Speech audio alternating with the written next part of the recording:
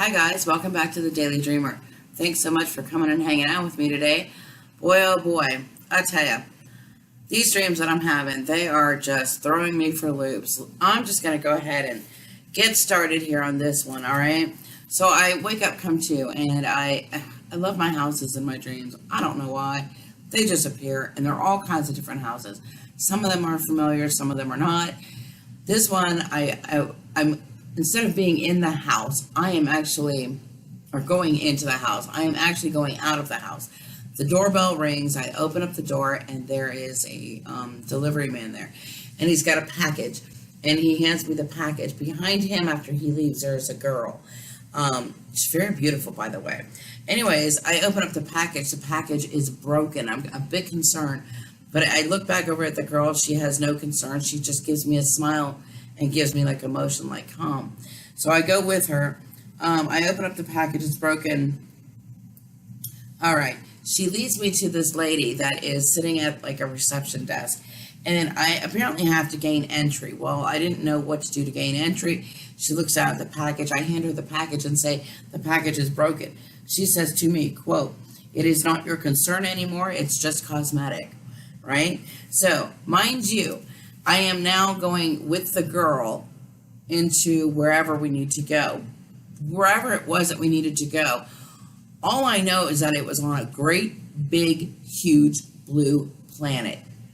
Gorgeous blue. A blue I've never seen before. Beautiful. Anyways, as I enter into where I need to be on this planet, I see kings being dethroned, right? So when I go in, I'm being told to go into a circle. There's two circles. I'm being led into the inner circle. As I do so, the light just is so bright. And we're talking there around in the second outer circle, there are all kinds of languages being spoken, shown. I've got image language. I've got circle of, they call linguistics.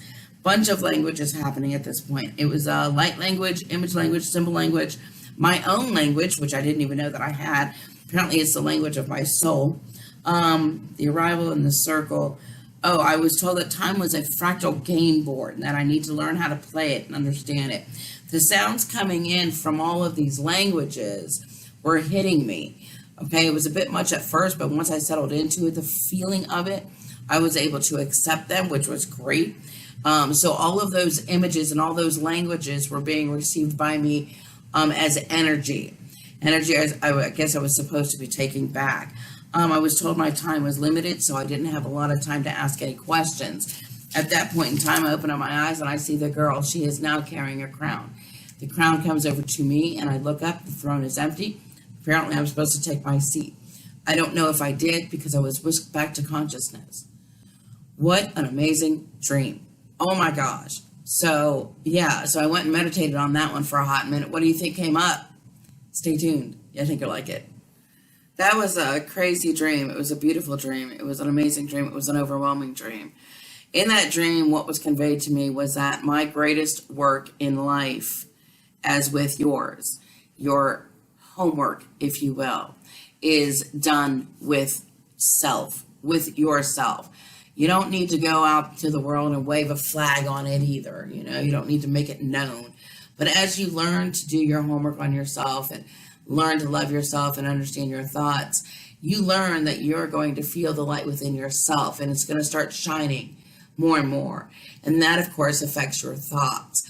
And as you learn this light, as you learn the light within yourselves, it affects everything that you do. You start taking better care of yourself. You start taking better care of your little portion of earth that's around you, giving thanks for your blessings. This affects others as well because the vibration's being, brought up to a level where you're not necessarily distracted anymore by those negative vibrations, okay? Like will attract like. So if your vibrations are up, we already know what's going to come to you. Good things. By default, you draw this to yourself, and anything that you need will be drawn to assist you in that matter. There is a fine line between being responsible for yourself and moving out into a step of social consciousness called service into the world. We discussed this yesterday. There's a lot of confusion what that word service is. We learned this yesterday. Service to the self is important, and it's not because it's done out of selfishness, but rather out of the fact that it's done out of value, because you value who you are, because you as an individual are growing on a daily basis. As you learn to have your own life's work, if you will, and to manifest it quite easily with what you are wanting, a natural portion of your evolution, of course, will move you into a place where you would desire a greater experience eventually, because we are not who we were yesterday. We grow, we move, we learn, and that is what we're here to do. It's our journey. It's what we came here for. A portion of that greater experience is learned, of course, from others. And so now you're moving into a role where not where you are saving others, but where you are enhancing your own work for your own self. Because honestly, no one needs to be saved by anybody or anyone. It just doesn't happen. You're not going to save anybody. They have to want it for themselves. Your primary work is with yourself. This self is the portion of your experience that you are attempting to master. And as you master who you are, you have tremendous abilities to draw to yourself others who are doing the same thing. There's more out here than you think. You will uncover new portions of yourself for new experiences. It's just bound to happen. The world has gone through a lot of turmoil, a lot of change. The condition of the world right now is, it's a direct reflection of the condition of the many humanities that are on this planet. So we have our pockets of beauty, and we have our great areas, but just as we have that beauty, we have the ugliness and the difficulties that accompany it. You have your positives and your negatives. Understand, though, that it is not such a bad thing, especially if you can see it for what it is. It's a learning process that we are all on, and it's a great process for us indeed. But the further that we're able to remove ourselves from judgment and all of those distractions out there, we can accept the fact that the evil, ugly portions of this world are energies of learning. And if we can see that and understand it, then that just means that we become better healers for ourselves and for others. The more that you resist it, the more that you wish to have control and change, well, the more that you are living out of your old beliefs, and the more that you are limiting your own experience, if you will, because then you become shut down. You just turn it off. Experience is to allow and to joyfully create and not condemn anyone else because they don't think or they don't feel the way that you do. The challenge here is to maintain joy. That is very important. That's what was conveyed to me. It was all just compassion, love, and just joy in that circle. We all know that this, of course, maintaining joy is a challenge in our lives. And why is that?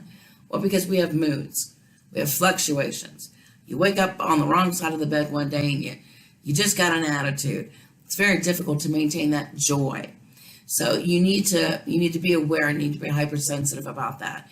So to maintain joy and vibrate, resonate completely in the time that we are finding ourself where our experience lies. It's very important. Here's the trick. The trick is knowing who we are. Always, especially in those rough moments, because who we are comes out in those rough moments. Maintaining joy. We see the challenges that face us each and every day. We see the society that imprisons us, that wants to control us, They want us to be less capable of what we are being. Have you noticed, especially within the past 6 months or so, how difficult and uncomfortable it is to go out in large crowds of people unless it is very selected, a controlled group of like-minded people that resonate with you are. Do you notice how difficult it is going out anymore, dealing with people on a daily basis that don't resonate with you? That is very tough. Okay, if you go into large cities and you walk down the streets, or maybe even go to a football game where there's a large mass amount of people that are sending out the same vibration telepathically, because that's what they're doing. At a football game, you know what you're there for. You can feel the energy, right? If you're not able to vibrate with that, then it's very difficult for the receiving vehicle, you, to sit there and listen to all the chatter that you don't agree with. I mean, what good is it going to do you to go to a football game if you're into hockey? You're not going to resonate with that, right? So it's difficult for you to maintain the joy in that moment. It's actually easier to maintain the focus of the moment than it is the joy. So we do have a little bit of a challenge when we go out in the daily life. We have not learned how to actually shield and rechannel the data that we receive when we are in situations like that. That's the problem. We've not learned how to shield ourselves. To a very large extent, we do set ourselves up to be affected by those around us because we don't know how to shield ourselves from those energies that we don't want. It would do us well if we actually placed ourselves in a shield so that we don't randomly pick up information that we don't need. In other words, your own little bubble, right? Wearing stones, wearing things that are, beneficial to you, that are going to keep you mentally at a certain vibration. We all think, and I don't know why, but germs fly in the air and that we could go around, we can catch up and catch sickness from it. Heaven forbid you don't wash your hands when you go to the bathroom. If you're going to worry about something, folks, then maybe it should be all the thoughts that are flying out through the air, okay? All the thoughts that are coming to us that we're too busy dodging. That's what we really need to be worried about, not the germs in the air, because we need to support ourselves and what we get affected by. And it certainly isn't the germs in the air. It's the thoughts from other people that are just always there to just pull you down. Well, how can we shield ourselves from negativity? If it's how you think of yourself, it is being in that moment and how you view yourself, being aware of what goes on around you. Make it a portion of your living experience that you understand thoughts are all around you, everywhere, and that you, yourself, are the center of your own being. You are in control. It is remembering this and carrying that power. It is carrying your light flame of being into all situations and not keeping it in your pocket like a flashlight so you can turn it on and off at leisure. No, keep it on all the time. And how do you do that? You center yourself. You're aware of your thoughts. You're maintaining joy. If you are in joy, then you are in power. So don't give your power away. As you learn to resonate with the greater you, and as you learn this, you can see that joy will be bursting forth everywhere from you. And you'll be able to see it within the world around you. And guess what happens? Your life starts to change. If you find that you are having confusing beliefs about your power and yourselves, it would do you a great justice if on a daily basis, just a few times a day, just a moment, close your eyes, take a deep breath, and say to yourself, I am who I am. Say it. I am who I am. Develop that love for yourself. Get in touch with who this being is. Because as you learn to love the person that you are, you will develop a love for the power that you have, which is joy. And that power is going to allow you to move through your life with happiness and harmony. Your problems, whether brought on by you or the outside world or outside influences, are never out of your control. Your thoughts are never beyond your control.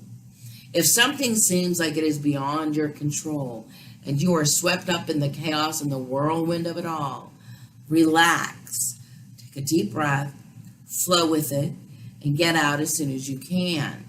Don't fight whatever it is that you don't want to be in. Remember, the more that you resist, the more it's going to fight back. If you find that you are caught up in this sort of energy that is going on around that you don't want, making it seem as if you are helpless, relax and flow with it. And then create with your mind that this is not for me. This experience is not for me. And I am going to jump off this wagon, journey off this wagon as soon as it slows down. And then do that. If you are feeling that you have a lack of information, a lack of resources, or whatever it may be that you feel that you are lacking, set your thoughts to bring them to you, because the universe will reply in kind. As you align yourself with the light that is here and the greatest fulfillment of your being, you cannot help but draw what you want to yourself. So folks, take a moment. It is your own negative thought that will sabotage itself, and that will keep you away from your greatest experiences here. You all forget that you can create whatever it is that you want. You can send out a message that you are ready for a new experience, and the universe will deliver it to you. It is our challenge to create a balance within us. In order to move into an area of personal development that lies ahead for you, you have to be aware of your hopes and your desires. The joy that balance can bring is going to open doorways where you clearly see nothing but walls. You are building new parameters for yourself when you do this. So, when it seems that there are no doorways, when no new expressions, nothing new in your life, no opportunities, allow yourself to move into the balance here to keep yourself centered and know that doorways will open through your patience. Patience is the one thing that I am desperately trying to learn, because I want it now, like we all do. We're an instant society, but it is through patience that you will see those doorways opening for you if you take a moment. Acknowledge that you are love, you are light, and that you are on a tremendous journey, even if sometimes you just can't recognize it. Guys, we are all indeed great travelers. So let's take a moment and enjoy the journey. Till next time, guys, thanks so much for joining me for the Daily Dreamer. Many blessings to you.